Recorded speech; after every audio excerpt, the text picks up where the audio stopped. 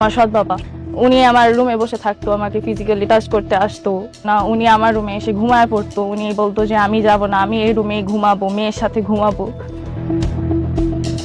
বাসায় একা পেলেই মেয়ের শরীরে হাত দিত সৎ বাবা এবং মেয়ের সাথেই রাত কাটাতে চাইতো সে। জানা যায় মা কাজের জন্য প্রায়ই বাহিরে থাকতেন। সেই সুযোগে সৎ বাবা বিভিন্ন অজুহাতে মেয়ের কাছে যেতেন এবং অস্বস্তিকর আচরণ করতেন বলে অভিযোগ করেন মেয়ে। উনি এইসব কথাবার্তা বলতো। উনি আমার আম্মু যখন বাসা থাকতো না তখন ওনার দোকান রেখে উনি কয়েক ঘন্টা ঘরে বসে থাকতো। না, ওগুলিতে কখনো পড়ি রে, কারণ আমাদের সামনাসামনি বরাবর হচ্ছে কি আমার আন্টির ফ্ল্যাট। আমার আন্টি আর আমরা হচ্ছে গিয়ে পাশাপাশি ফ্ল্যাটে থাকি, তো ওই জন্য আমি কখনো ওরকম ফেসে পড়িনি।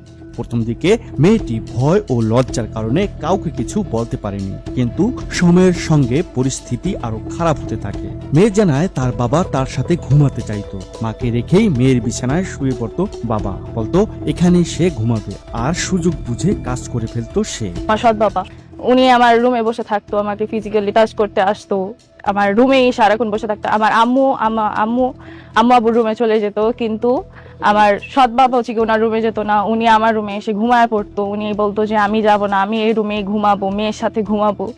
উনি এইসব কথাবার্তা